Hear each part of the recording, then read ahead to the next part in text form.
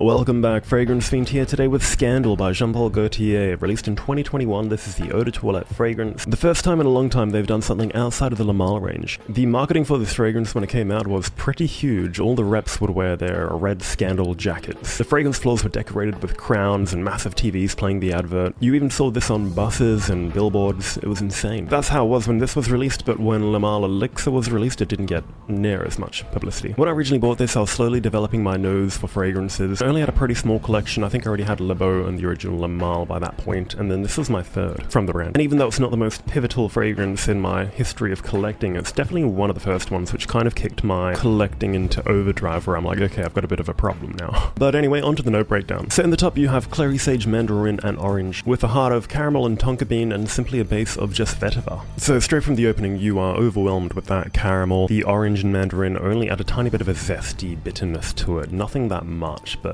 it's kind of there. Aside that caramel, the Tonka bean hits. Jean Paul use a lot of Tonka bean in a lot of their fragrances. It seems to be as signature as the lavender they use in most of their fragrances now too. It is just incredibly artificially, synthetically sweet. It's just a bomb of sweetness basically. That's about as complex as the fragrance gets. It's really just a sweet bomb of caramel, Tonka, and some tiny other elements like woods in there. It has quite literally taken me about 2 years to even get through this bottle, and even now I find it quite challenging. Like, I wouldn't put this on more than once a month. I almost feel guilty wearing it. If I were to use an analogy of like spraying something like this, or then going to the gym forgetting to put on deodorant, and then you start smelling quite bad, and then you're even self-aware, and you know other people can smell it and there's nothing you can do about it, that's basically this. You're going to be smelling it on yourself the entire day and night. Subjectively, there's nothing really wrong with the fragrance, and I'm not really massive on designers anymore. I mean, it's obviously made to be mass appealing. I see this as a little more of a youthful demographic, or I think women can wear this perfectly fine as well, actually. I've had friends that have worn it, and you can literally smell them from meters away, in front of you, or even behind you. The projection and sillage is just through the roof. And to a lot of people that I've spoken to, that actually means more than the quality of the scent itself. They want to be smelt. They don't really care. Like, it smells high grade, low grade, whatever. Like, as long as they can be smelled and it smells reasonably good. And when I think back to myself when I actually bought this, and I thought, wow, people are really going to be able to smell me, and it smells really nice. Nice doesn't really cut it when you're trying to align a fragrance with your purpose of wearing it. Sure, it might pull short-term attention for some people, which is, I guess, their reason for wearing fragrance. I like mine a little more subtle and less artificial than that. It's just a fragrance that doesn't really align with my taste anymore, and back then I probably would have given this fragrance a 8 out of 10, and I guess I was kind of coerced into buying it because it came with a really lovely duffel bag as well. But now I can probably give it a strong 3 or 4. But as I mentioned, this will be amazing for the right person who likes something extremely sweet and kind of gets off on that. That's not to say that I don't like every sweet fragrance. Like if I say Baccarat Rouge 540, which is pretty basic nowadays, but it's got a level of class and sophistication to it, as well as a bit of a playful side, or even Naxos, which is still quite mature and distinguished. Still a sweet bomb, but I love it. Back in the early days, Jean Paul was one of the first brands I really got into when I started collecting fragrances. I'm still a massive fan of the original Le Male, and I have about 8 of his other creations in my collection too. So I only really review designer fragrances probably 1 in every 4, maybe 5 videos, as I do prefer my niche stuff, but I still have a lot more designers to showcase, so if you're interested, let me know. And that's all for today's video. I'll see you next time.